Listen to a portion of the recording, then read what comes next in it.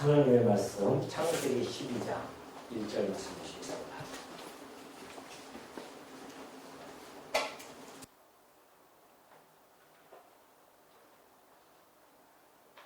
창세기 12장 1절. 여호와께서 아브라함에게 이르시되 너는 너의 고향과 친척과 아버지의 집을 떠나 내가 네게 보여줄 땅으로 가라. 내가 너로 큰 민족을 이루고 네게 복을 주어 내 이름을 창대하게 하리니 너는 복이 될지라. 너를 축복하는 자에게는 내가 복을 내리고 너를 저주하는 자에게는 내가 저주하리니 땅의 모든 족속이 너로 말미암아 복을 얻을 것이라 하신지라. 3절까지 봉독해 드렸습니다. 우리는 창세기를 지금 살펴보고 있는데요. 12장에 들어가면서 좀 새로운 장면으로 전환되어지는 모습을 우리는 알 수가 있죠. 자, 이 창세기를 전체를 한번 보면요, 크게 두 부분으로 나눠서 우리가 살펴볼 수가 있습니다.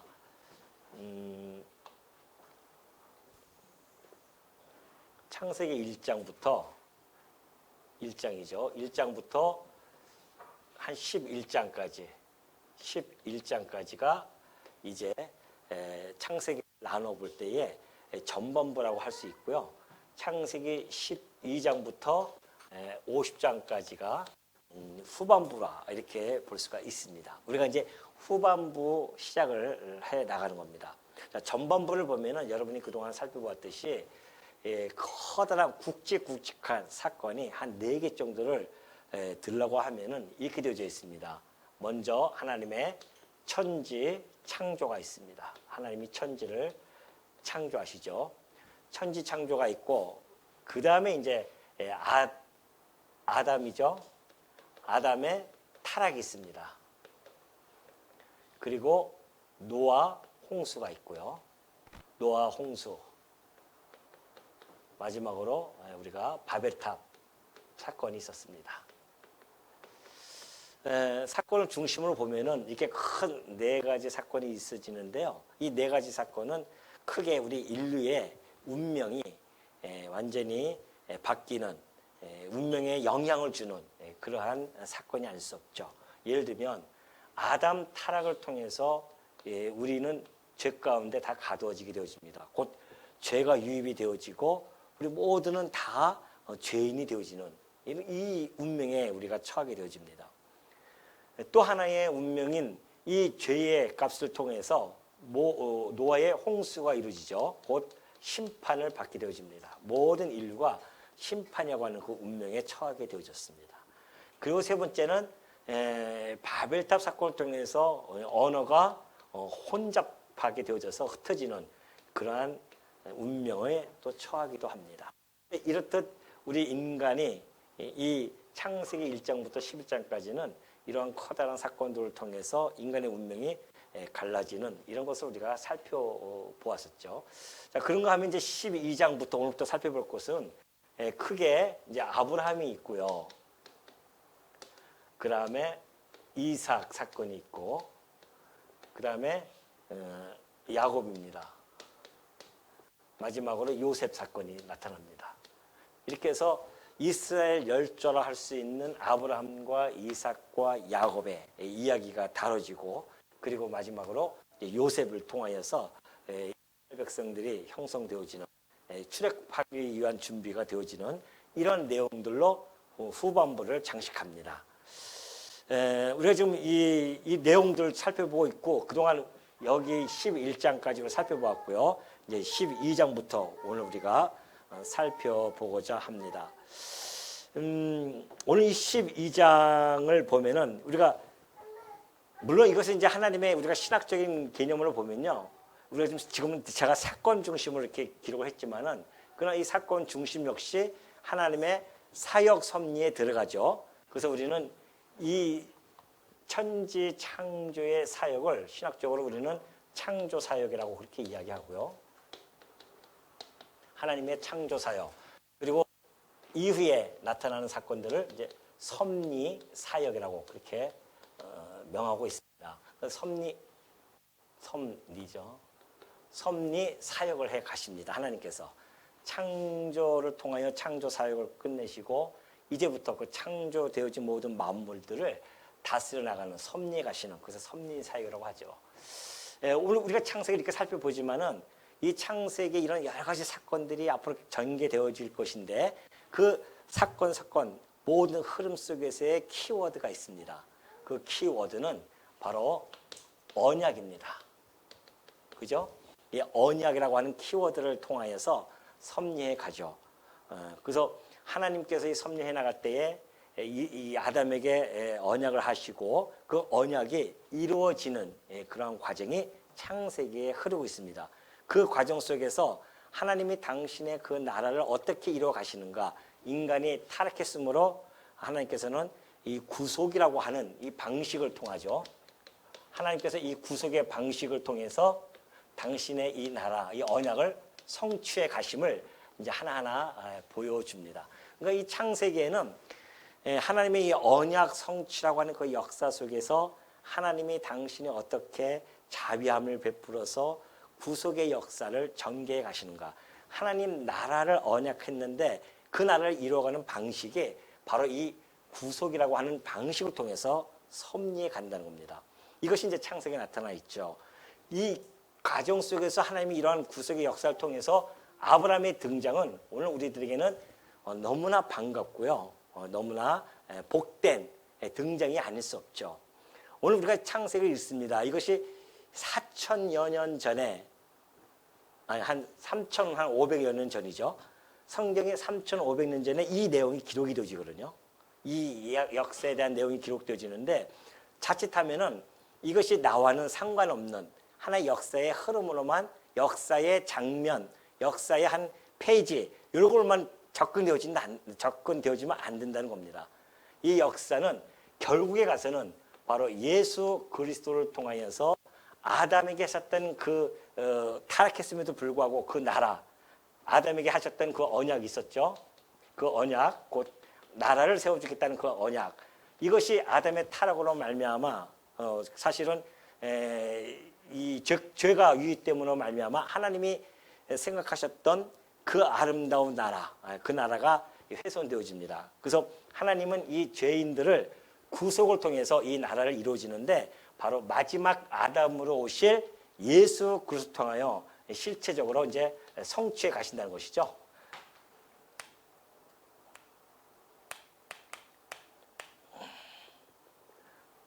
성취해 가신다는 이야기입니다. 그렇기 때문에 우리는 지금 이 장면들을 살펴보면서 여전히 오늘 21세기에 살고 있는 우리들에게는 이것이 하나님께서 저 아담, 아브라함, 그리고 메시아 그리스도까지 연결고리를 가지고 오늘 우리들에게 접근이 되어지는 겁니다. 그래서 이게 복된 말씀으로 다가오는 거죠. 이 구속의 역사가 저렇게 쭉 이어져 나오는데 이 사건이 나와 아무 의미 없는, 아브라함은 4,000년 전 사람입니다. 4,000년 전에 있었던 아브라함의 등장이 나하고 아무 의미 없는 것이 아니라 아브라함과 메시아 곧 그리스도를 통하여서 나에게까지 지금 이 시간까지 연결되어져서 하나님께서는 저 섭리 사역을 통하여 당신이 하고자 하시는 그 뜻을 계속 이루어 가시는 거죠. 이게 이제 하나님의 구속의 역사에 아주 중요한 하나의 변곡점을 이게 아브라함이 나타남으로 말미암아 이제 보여주시는 겁니다. 그래서 결국은 오늘 이 시대의 우리들까지도 이 말씀이 살아 움직이는 거죠. 계속해서. 그러니까 여기서 우리가 좀 보면은 아유 저 옛날 고전이다라고 볼 수가 있습니다. 사실 많은 학자들, 인문학자들은 이것을 하나의 고전으로 보거든요. 고전적으로 해서 인문학으로 이걸 받아들이기도 하는데 오늘 우리는 이것이 살아있는 우리의 생명의 말씀이 되어져서 우리 가슴을 파고 들어오는 말씀으로 받아들이지 아니한다고 한다면 오늘 이 시간은 여러분들은 아무 의미 없이 그냥 아 그런가 보다 딴 나라 이야기처럼 되어진단 말입니다. 결코 그렇지 않습니다. 왜냐하면 이 아브라함은 우리들의 직접적인 믿음의 조상이 되어지기 때문에 그래요. 우리가 그의 후손들이에요. 믿음의 조상 아브라함 아닙니까? 우리가 믿음으로 어렵게 되어지는 것에 대한 그 시조이기 때문에 아브라함의 등장은 오늘 우리들에게는 어마어마한 의미를 얻을 수가 있다. 그렇기 때문에 오늘 12장에 들어가시면서 여러분들이 그냥 스쳐 지나가고, 바로 이 구원은 하나님께서, 예수님께서 말씀하셨듯이 구원은 누구에게 난다? 유대인에게 난다 하는 거 아니겠습니까? 그래서 이 아브라함, 이삭, 야곱을 통해서 이스라엘 나라가 형성되어지고 그 구원의 통로로서 지금 아브라함과 이삭과 야곱을 통하여 이스라엘을 형성되지 않습니까? 이것이 다 구원의 통로입니다. 그래서 이스라엘의 구원이 유대인으로부터 나타난다는 사실을 밝혀줌으로 말미암아 결국은 예수님은 아브라함과 다윗의 자손으로 이 땅에 오셔서 우리에게 구속해주는 놀라운 역사가 이루어지는 것이죠. 그런 의미에서 12장은 우리들에게 매우 정말 의미 있게 다가오지 아니할 수가 없고, 아브라함의 등장은 우리에게 참으로 기쁘지 아니할 수가 없습니다. 그래서 우리는 이러한 사건들의 연계점을 가지고 바라볼 때에 우리 역시 마찬가지입니다. 하나님의 이 언약이 이렇게 신실하게 성취되어지는 걸 보니 예수 그리스도를 통해 우리 이 언약이 또 있습니다. 이 언약이 장차 우리 주님이 오심으로 말미암아 이루어질 것에 대한 소망을 가지게 되어지고, 이 언약 성취사적인 역사를 통하여 계시되어진 하나님을 우리가 의지하고 믿으면서 결국은 우리도 믿음의 내세의 그 소망을 갖게 되어진다는 거 아니겠습니까? 이것이 히브리서 10장 23절에 잘 나타났죠. 또 약속하신 이는 믿부시니 그래요. 자, 이렇게 약속하신 하나님이 진실하시기 때문에 지금 아브라함을 등장시켰단 말입니다. 당신의 약속을 이루시기 위하여. 그러니 얼마나 신실하십니까? 우리는 여기서 하나님의 신실하심을 발견하게 되어질 것이고, 그래서 우리가 믿는 도리의 소망, 예수 그리스도를 믿고 우리에게 주시는 그 약속을 믿는 그 도리, 소망을 움직이지 말고 굳게 잡고 우리가 나아갈 수 있다는 겁니다. 이 험한 세상에서 때로는 정말 힘들고 좌절스러운 일들도 많이 있고 고난과 고통 속에 우리가 처한다 할지라도 우리의 미래의 소망, 하나님이 우리에게 주신 그 소망을 굳게 잡고 우리의 소망을 이 하나님이 주신 이 미래의 그 소망에 우리의 닻을 내리면서 거기서 우리는 이 세상을 이겨낼 수 있다고 하는 것, 이것이 바로 이 말씀들을 우리가 공부하는 의미가 주어진 거 아니겠습니까? 의의가 있고요. 자, 그렇게 해서 12장 이제 본격적으로 넘어가기 시작합니다. 여호와께서 아브라함에게 이르시되 너는 너의 고향과 친척과 아버지의 집을 떠나 내가 네게 보여줄 땅으로 가라 그럽니다. 자, 하나님이 아브라함을 부르십니다. 이걸 이제 아브라함의 소명이라고 하죠. 하나님께서 아브라함을 부르셔요. 근데 아브라함을 부를 때에 아브라함이 현재 어떤 정말 가치로운 사람, 그때 당시에 가치롭고 정말 하나님을 너무나 잘 섬기고, 그래서 하나님께서 지금 이뻐서 그냥 어쩔 줄 몰라 하는 그러한 분이 아닙니다. 또는 어떤 미래 어떤 가치를 두고서는 하신 가치로운 것을 바라보면서 부르신 것도 아니에요.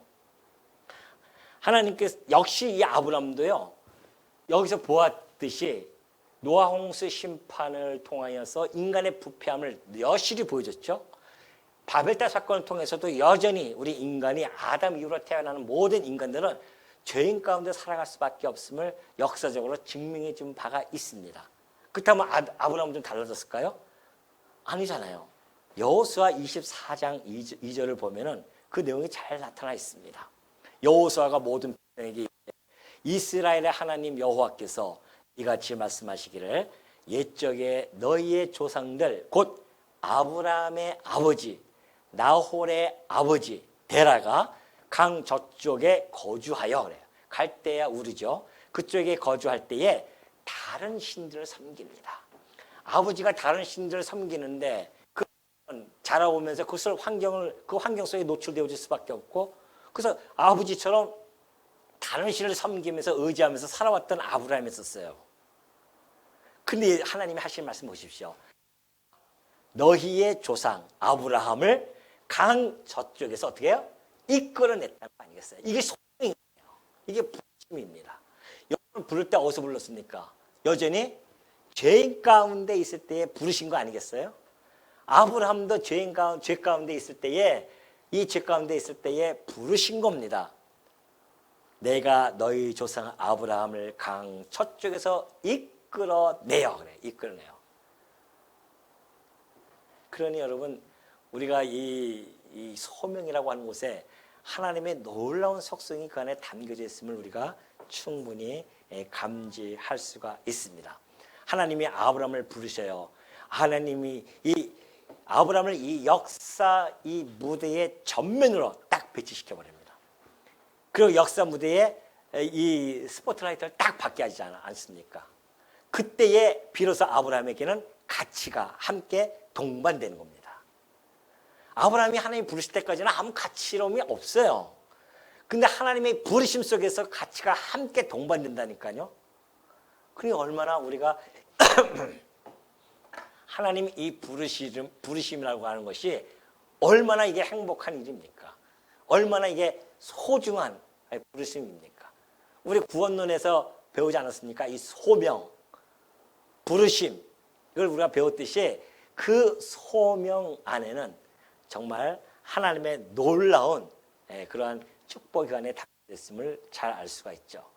그래서 하나님의 그 은혜와 하나님의 그 주권의 영광이 사실 아브라함의 이 소명 안에 담겨져 있어요.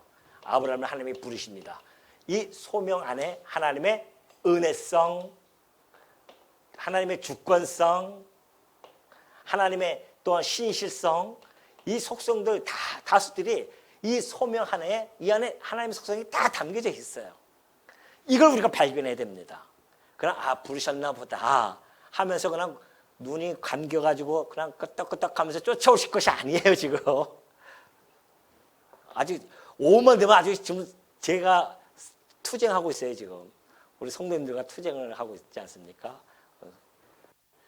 깨워드려야 되죠. 또 이걸 해야 되죠. 막 헷갈려가지고 제가 하다 보면은 저 역시도 막 그런 헷갈림이 와요. 지금. 자, 소명. 지금 아주 중요한 말씀이 나왔습니다. 소명하시는 하나님의 그 부르심 안에는 하나님의 속성이 이 안에 내재되어져 있습니다. 그래서 하나님의 은혜예요. 은혜로 부르지 않으면 안 돼요. 이 죄 가운데 있는 심판 가운데 있을 수밖에 없는 이 아브라함조차도 하나님이 부르심으로 하나님의 은혜로 부르신 거지. 그가 무슨 뭐 하나님이 부를 만한 조건을 갖췄기 때문에 부르신 것이 아니에요. 우상이나 숭배했던 그런 아브라함을 그냥 부르셨어요. 은혜로. 하나님의 주권이란 말입니다. 일방이에요. 그거는. 하나님의 부르심에는 하나님의 능력이 그 안에 있습니다. 그래서 우리는 불가항력적으로 그 소명에 응할 수밖에 없어요. 됐습니다. 제가 부르면 여러분들 그러잖아요. 됐어요. 목사님 됐어요. 이거는 가능해요. 그러나 하나님이 부르시면 꼼짝 못하는 겁니다. 우리가 하나님이 부르셨기 때문에 불가항력에 의해서 여기 앉아 있는 겁니다. 지금 우리가. 하나님의 그 말씀 안에 자체가 능력이 있기 때문에 우리를 그냥 끌고 가는 겁니다. 그래서 하나님은 당신의 뜻을 이것을 이루기 위해서 신실함, 믿부시기 때문에 이것을 지금 우리들에게 주시는 거 아니겠습니까? 아브라함을 불러 소명하는 그러한 하나님의 놀라운 속성이 담겨져 있음을 잘 알 수가 있습니다. 우리 죄인은 먼저 하나님을 찾을 수 없다. 이런 것은 누가 잘 알고 있습니다. 그래서 우리가 소명이 왜 필요한가? 죄인이기 때문에 그래요. 죄인은 하나님을 찾아갈 수가 없습니다. 그러니까 여러분 보십시오. 이방 종교를 보면은 하나님을 찾을 수가 없지 않습니까? 얼마나 헤맵니까 지금. 오죽하면은 자기를 그냥 수행하고 자기의 고행, 수행, 공덕 이런 걸 통하여 하나님을 찾고자 하지만 찾을 길이 없어요. 죄인이기 때문에 그걸 자기 나름대로 찾지만은 완전히 다 눈이 이렇게 먼 소경으로서 길을 찾고 있는 중입니다. 그런데 오늘 여러분은 하나님이 부르신 거예요. 부르셔서 지금 우리는 그 길을 정확하게 보고 진리의 길 안에 지금 우리가 들어와 있는 거 아니겠습니까? 이것처럼 행복한 것이 어디 있어요? 여러분 가끔 그런 생각 안 하십니까? 저는 이렇게 살다 보면은 가끔 하나님이 없다고 한다면 이 진리의 말씀이 없다고 한다면 우리는 도대체 무슨 의미로 이 땅에 태어났으며 무슨 의미로 살다가 무슨 의미로 죽음에 이르겠냐 말이죠. 그럼 한 줌의 흙덩어리 왔다가 입김처럼 사라지는 그러한 존재일 터인데 우리를 이렇게 가치롭게 하나님이 만들어 주셨다는 거 아닙니까? 무엇을 통해요? 하나님이 살아계심을 통하여서, 하나님의 자녀됨을 통하여서, 우리를 부르심을 통하여서 우리의 가치름이 얼마나 존귀하게 되어졌단 말이죠. 오늘 아브라함도 역시 마찬가지입니다. 하나님이 그를 부르실 때에 아브라함에게는 놀라운 가치가 그 안에 담기면서 모든 민족의 조상이 되어지는, 아주 믿음의 조상이 되어지는 그러한 가치로움을 받게 되어지죠. 자, 너는 하나님이 부르시면서 그래요. 너는 너의 고향과 친척과 아버지 집을 떠나 내가 내게 보여줄 땅으로 가라 그래요. 여러분, 우리가 구별되어지죠. 자, 여기서 지금 아브라함 특별히 하나님께서 부르신 것은 하나님의 선택입니다. 하나님이 선택을 해요. 선택을 하고 구별을 시켜줍니다. 구별을 시켜주죠. 그리고 하나님이 끝까지 보존해 가셔요. 왜요?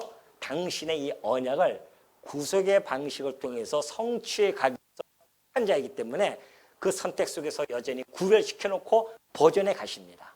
이게 하나님의 섭리예요. 그렇다고 한다면 선택되어져서 구별되어져요. 우상을 섬기는 그 본토 고향에서 하나님이 떠나라. 그 무슨 얘기입니까?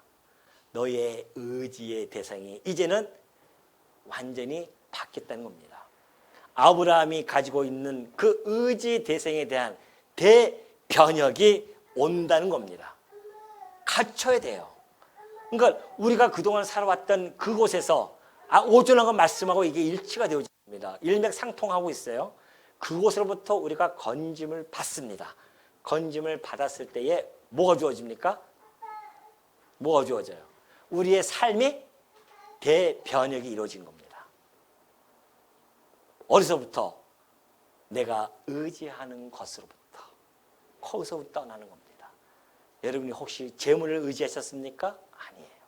이제는 나를 부르신 누구? 하나님만을 의지하게 하시는 겁니다. 오늘 여기서 보여주는 1절에서 보여주는 고향과 친척은 뭐예요? 그 자기네들의 친척이면 하나의 공동체 아니겠습니까?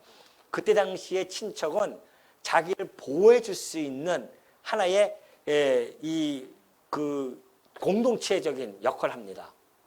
지금처럼 뭐 법이 있는 것도 아니고, 지금처럼 뭐 어떤 사회적인 여건이 잘 돼 있는 것도 아니지 않습니까? 그러니까 도적으로부터 외부로부터 침입을 대해서 싸울 수 있는 사람들은 자기 친족분이 없어요.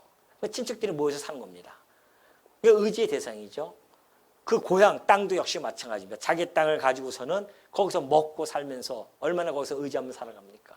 아브라함의 아버지의 집도 역시 마찬가지입니다. 아버지의 집은 혈족이에요. 자기의 형제들이랑 함께 있는 거 아닙니까? 가장 의지의 대상 아니겠어요? 그때 당시에. 근데도 그걸 다 떠나라는 겁니다. 이제 내가 널 불렀다. 내가 널 지명하여 불렀으니 너는 그곳에서 너의 의지의 대상으로부터 너는 떠나라. 이제 너의 의지의 대상은 누구다? 하나님이라는 거예요. 하나님. 오로지 하나님만이 너의 의지. 왜? 하나님이 너를 부르셨으니까. 전능하신 하나님, 주권의 하나님, 그 하나님이 너를 부르셨기 때문에 우리는 이제 의지의 대상이 완전히 바뀌었어요. 그러니까 우리 세상의 땅을 의지하는 것이 아닙니다. 세상의 것을 우리 의지하는 자들이 아니에요. 혹시 여러분 의지하는 사람가 있습니까? 저분만 있으면 내가 먹고 사는 데는 평생 걱정 없겠다? 저분만 있으면 내가 지금 막 출세하는데 걱정 없겠다? 혹시 의지의 대상이 있습니까? 아니에요. 의지 아니에요. 하루아침에 변개되어지고 하루아침에 손바닥 뒤집어지듯이 뒤집어지는 것이 인간들의 속성입니다. 의지의 대상 아닙니다. 우리의 의지의 대상은 오로지 영원히 변치 아니하는 신실하신 아버지 하나님뿐이 없어요. 그분만이 우리가 의지의 대상이고 신뢰의 대상이고 그분에게만은 우리의 마음을 흠뻑 다 주셔야 됩니다. 딴 데 주시면 안 돼요. 그래서 하나님께서 너 떠나라 그런 거죠.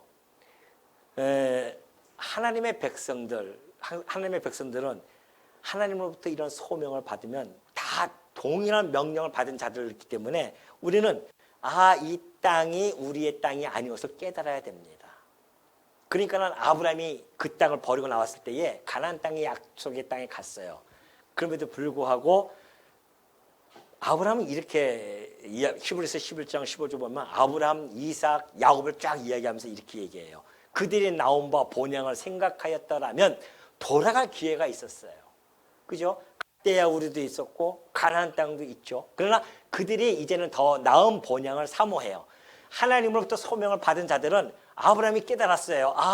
내가 우리의 본향은 이 갈대아 우르도 아니고 약속의 이 가나안 땅도 아니구나. 이건 다 육적인 것들이니까. 진정한 우리의 본향은 하늘에 있는 것이다 라는 걸 깨닫게 되어집니다. 소명을 받은 자들은 바로 그걸 깨닫는 겁니다. 이 땅의 본향이 아니라 내가 가야 할 곳은 하늘에 있는 곳이었구나. 그래서 하나님이 그들의 하나님이라 일컬음을 받으심을 부끄러워하지 아니하시고 그들을 위하여 한 성을 예비하시지 않습니까? 우리의 하나님이라는 것을 듣고 하나님이 그걸 만들지 못해 주시면 부끄럽잖아요. 그러니까 하나님께서는 신실하시기 때문에 우리의 본향 하늘을 바라보는 자들에게 위하여 한 성을 예배해 놓으셨습니다. 우리가 가야 할 그곳입니다. 바로 우리가 하나님이 부르신 이 소명을 받은 자들은 그래서 이 땅을 바라보는 것이 아니라 그곳에서 나와라 했을 때는 이 세상에서 우리는 나왔고 우리의 본향인 하늘을 바라보면서 이 구원의 도상을 한 걸음 지금 걸어가고 있는 중이다. 믿거나 말거나 믿음입니다. 믿는 자만이 갈 수 있는 겁니다. 그러면서 2절에 가면 그래요. 내가 너로 큰 민족을 이루고 내게 복을 주어 내 이름을 창대하게 하리니 너는 복이 될지라 그래요. 하나님이 그 아담 부르실 때 그냥 아무 의미 없이 부르셨겠냐 말이죠. 뜻이 있었어요. 목적이 있단 말입니다. 그 목적이 뭐냐면은 내가 너로 큰 민족을 이루게 해주겠다는 겁니다.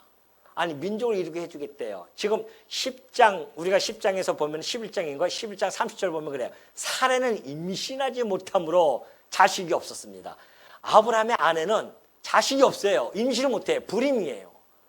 그런데 하나님은 지금 그런 상황에 있는 아브라함을 향해서 너로 큰 민족을 이루게 해주겠다는 거 아니겠습니까? 어떻게 보면 이거는 하나의 상충되어지는 하나의 논리적 모순이 발생되어지는 거 아닙니까?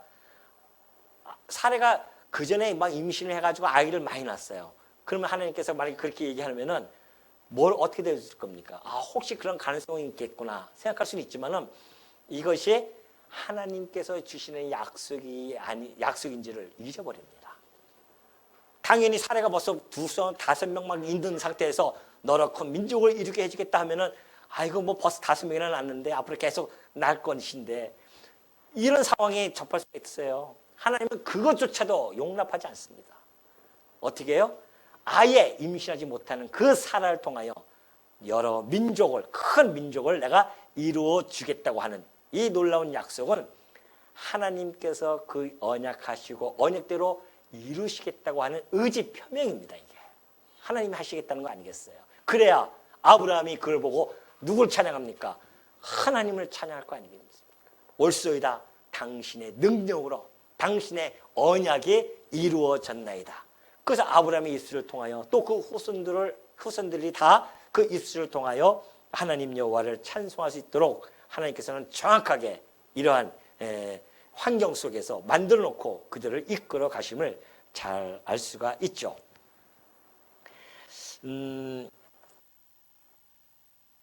17절 보면은 그 말씀이 잘 나타나 있어요. 바울이 이렇게 해석을 해줍니다. 기록된 바 내가 너를 많은 민족의 조상으로 세웠다 하신 것 같이 그가 믿은 바 하나님은 죽은 자를 살리셔요. 아브라함이 그걸 믿어요.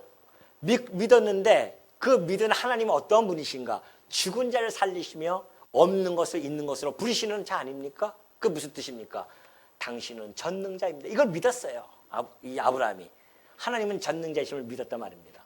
그래서 아브라함이 바랄 수 없는 중에 사례가 임신하지 못했는데 바랄 수 없는 중에 바라고 믿었으니 이는 내 후손이 이가 되리라 하신 말씀대로 많은 민족의 조상이 되게 하려 하십니다. 하나님의 언약대로 많은 민족의 조상이 되게 해 주셨다는 사건을 분명하게 보여줌으로 말미암아 이 사건이 하나님으로부터 말미암았고, 그리고 이스라엘 나라가 형성이 되어진 것이 곧 하나님의 언약에 기인되어졌음을 너무나 잘 밝혀주고 있는 내용입니다.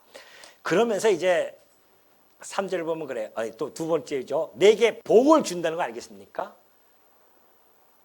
그냥 부르는 게 아니에요. 복을 주기 위해 소명 안에는 하나님의 복이 함께 곁들여 있습니다. 그 복은 특성을 보면은 아까 얘기했듯이 하나님의 이 주권에 의한 일방적인 주어지는 복입니다. 오늘 많은 사람들은 얼마나 복을 지금 달라고 울부짖고 있습니까? 제가 중국에 한번 갔을 때에 보면은 집집마다 그렇게 빨간 글자로 복이 얼마나 많이 있는지 몰라요. 복을 그렇게 사람들은 좋아하지 않습니까? 우리가 여러분들이 다 모아가지고서는 우리 장로님이 가셔가지고서는 로또 복권 하나 사왔어요. 성도님들이 그 로또 복권 여기다 두고서는 주여 주여 기도하면서 당첨되게 해달라면 하나님이 당첨되게 해줄까요? 안 되겠죠. 그런 성도의 복은 그런 복이 아닙니다. 우리가 에베소서에서 너무나 잘 살펴봤듯이 하늘의 신령한 복이에요. 성도가 받을 복은 하늘의 신령한 복입니다. 그 하늘의 신령한 복이란 예수 그리스도를 통하여서, 우리 주 예수 그리스도를 통하여서 하나님의 자녀가 되어지는 그 신령한 복, 그리고 하나님 자녀에게 주시는 그 상속, 곧 영원한 기업, 이것이 우리가 받을 신령한 복입니다. 하나님이 그 신령한 복을 몽땅 우리들에게 주셨어요. 그러기 위해 우리를 부르셨단 말입니다. 믿습니까? 복이 뭔지도 모르고서는 눈만 깜빡깜빡 한다고 되는 게 아니라니까요. 지금 여러분이 받은 복이 무엇인지를 알면 여러분이 지금 이렇게 살겠어요? 힘 빠져가지고서는 날씨도 더운데 막 여기 오후까지 내가 꼭 있어야 되나 뭐 이런 생각하시면 혹시 앉아있지는 않잖아요. 우리 성도님들이 얼마나 힘이 납니까? 비록 이 세상이 힘들고 어렵죠. 그러나 우리가 가지고 있는 복은 이 현세적인 복이 아니라는 겁니다. 이 현세적인 복은 하나님이 주시는 분복 따라 그냥 60, 70년 잠깐 누리다가 없어질 복들이에요. 해 아래서의 복은. 그러나 우리에게 주시는 그 신령한 복은 해 위의 복이, 그 복은 영원한 복입니다. 우리가 그걸 소유한 자들이에요. 지금 당당하게 사십시오. 그러면서 복을 준다는 거죠. 우리의 이 하나님 주신 이 복은 세상의 복과는 전혀 다릅니다. 유교에서 오복이 있지 않습니까? 뭐 장수한다거나 오래 산다는 걸 복이라고 하지 않습니까? 재물이 많이 취하면 그것도 하나의 복이라고 볼 수 있죠. 또 뿐만이 아니라 강령이라고 합니다. 강령. 그냥 편하게 잘 살 수 있는 것들. 또는 유호덕이라고도 하죠. 덕을 갖다가 하면서 즐거워하는 사들. 그럼 얼마나 그게 복이 나는 것이죠. 또 하나 고종명이라고 있습니다. 고종명이라고 하는 것은 천수를 다 평안하게 잘 누리다가 죽는 거. 인간들이 그 복 하나 다 따져보십시오. 무슨 복입니까? 해 아래서의 복이에요. 해 아래서의 복이고 일시적인 복이고, 그런 복들을 인간들이 구하면서 살아갑니다. 성도가 구할 복은 그런 복이 아닙니다. 하늘의 신령한 복을 우리는 이미 또 받았어요. 우리는 복을 누리면서 살아가는 존재들입니다. 받은 복도 너무 많이 커요. 사실은. 그래서 우리는 새해 때마다 새해 복 많이 받으십시오 라는 인사보다도 주신 복, 받은 복을 세어서 누리십시오, 이런 인사가 사실은 성도적인 그러한 인사법입니다. 두 번째는 세 번째는 큰 민족, 그 다음에 복을 주고, 그 다음에 이름을 창대하게 하라는 겁니다. 이름을 창대하게 해주겠다는 것이죠. 아브라함의 이름이 얼마나 창대해진 줄 아십니까? 창세기 12장 17장 5절 보면은 하나님이 그 아브라함을 아브라함이라고 이름을 고쳐줍니다. 이름을 창대케 하기 위해서. 그 이름 자체가 여러 민족의 아버지라는 뜻입니다. 그 여러 민족의 아버지예요. 그래서 성경의 이른바 아브라함이 하나님을 믿으니 이것을 의로 여기셨다는 말씀이 이루어졌고, 그는 하나님의 벗이라 칭함을 받습니다. 이런 이름이 창대한 이름이 어딨습니까? 아브라함의 이름이 얼마나 창대한지 하나님과 벗이라 칭함을 받는 그 정도로. 또 너는 복이 될지라 그래요. 복이 될지라. 복의 근원이 또 되어집니다. 마태복음 1장 1절에 보면은 아브라함이 복의 근원이 되어져요. 그래서 아브라함과 다윗과 또 누구예요? 다윗의 자손 예수 그리스도의 계보를 합니다. 그래서 사실은 우리가 이 믿음의 조상, 영적인 그런 조상으로서는 아브라함이 시효가 되어진 겁니다. 왜? 아브라함이 믿음으로 의롭게 되어졌기 때문에 그래요. 그래서 로마서 4장 11절에서 그런 말씀이 있는 거죠. 그가 할례의 표를 받은 것은 무할례 시의 믿음으로 된 의를 인친 것이니 이는 무할례자로서 믿는 모든 자의 조상이 되어 그들도 의로 여기심을 얻게 하려 하심이라. 그래서 이 복의 근원이 되어져서 모든 믿는 자의 조상이 되어지는 그러한 엄청난 복을 그가 소유하게 되어지죠. 그 복을 받은 것을 어떻게 우리가 알 수가 있습니까? 3절에 보면은 그의 생애 속에서 잘 나타나 있습니다. 너를 축복하는 자에게는 내가 복을 내리고 너를 저주하는 자에게는 내가 저주하리니.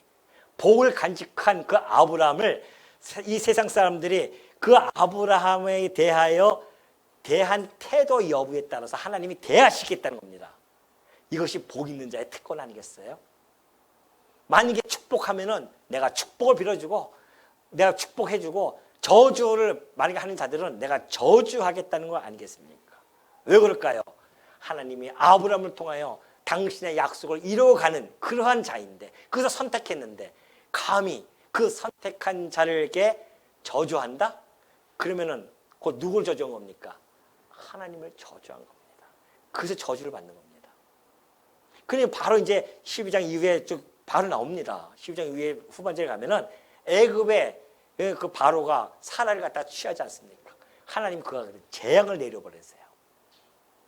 나중에 그 이스라엘 민족들도 모압, 암몬 모든 족속들이 이스라엘을 저주함으로 말미암아 그들이 한결같이 다 저주를 받아서 망하지 않습니까? 그러나 라합 보세요. 라합은 이스라엘을 축복하지 않습니까? 그들을 위해서 그들을 의지하고 믿고 그들을 축복해줘요. 라합은 거기서 살아나지 않습니까?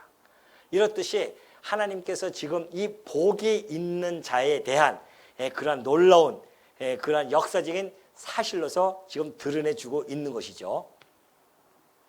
축복하고 땅의 모든 족속이 너로 말미암아 복을 얻을 것이라. 엄청난 놀라운 말씀입니다. 아브라함아 땅의 모든 족속들이 어떻게 해요? 아브라함 너로 말미암아 복을 얻을 것이다. 오늘 여러분과 제가 복을 얻는 것이 바로 이 아브라함으로 인하여 복을 얻게 되어지는 놀라운 역사가 이루어집니다. 그게 무슨 이야기냐면은 갈라디아서 3장 8절에 가면 너무나 잘 나타나 있어요.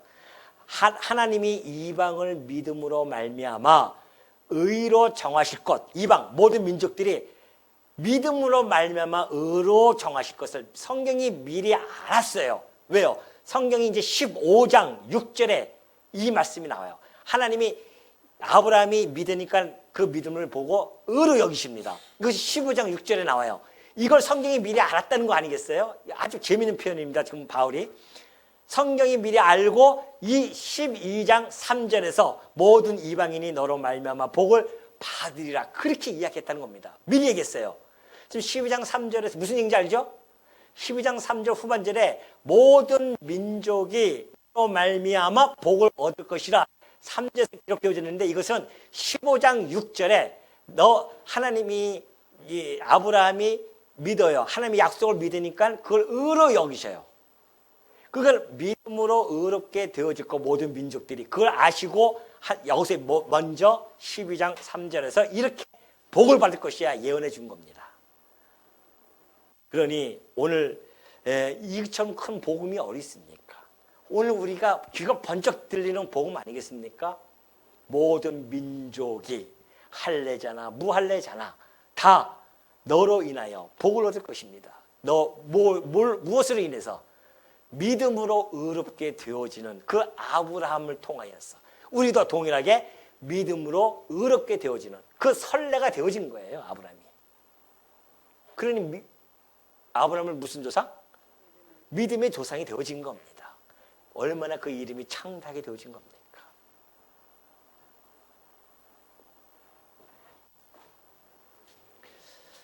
그러니 여러분 이런 말씀들이 오늘 3절 1절부터 3절을 통하여서 우리가 이 말씀이지만은 그러나 오늘 우리 여기서는 더 신학적인 의미로 나아가면은 이 모든 말씀들이 곧 누구에 대해 증언한 것이다? 예수 그리스도에 대하여 증언한 것입니다. 다시 말해서 아브라함에게 주셨던 이 모든 사건들은 예수 그리스도 곧 복의 근원자로 오실 예수 그리스도에 대하여 증언한 내용입니다. 그래서 예수 통하여서 여러 민족 곧 이방인들이 함께 복을 받아서 이 여러 민족이 이루어질 것이고 그 여러 민족이 누굽니까? 바로 여러분들이 백성이에요. 여러 민족이 이루어질 뿐만이 아니라 예수 그리스도의 이름을 창대하게 해주십니다. 이 세상 그 어떤 만물의 그 어떤 것보다도 높여주세요. 높여주셔가지고서는 그를 예수 그리스도를 축복하는 자는 뭘 받아요? 복을 받고요. 예수 그리스도를 저주하는 자는 저주를 받는 겁니다. 오늘 우리는 그리스도 안에 속해서 우리는 그 축복을 받은 자들이고 그리스도 밖에 있는 자들은 예수 그리스도를 저주하는 자들은 자기가 뭘 받을지도 모르고 그렇게 불쌍하게 저주를 하는 겁니다.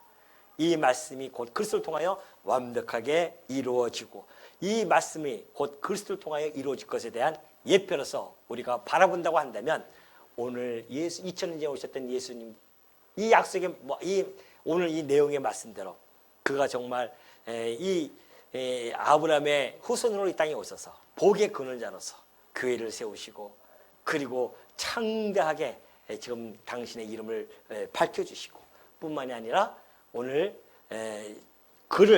그리스도를 받아들이는 자들에게는 축복해 주시고 그를 밀어내는 자들에게는 저주를 주심으로 말미암아 예수 그리스도께서 언약대로 오신 그리스도이심을 너무나 명백하게 밝혀주는 그런 사건이 아닐 수 없다. 그러니 오늘 우리 복받은 자들, 주 안에 거하는 자들, 축복받은 자로서 그 기쁨을 한껏 누리시는 우리 주의 종들 되어지시기를 당부드립니다.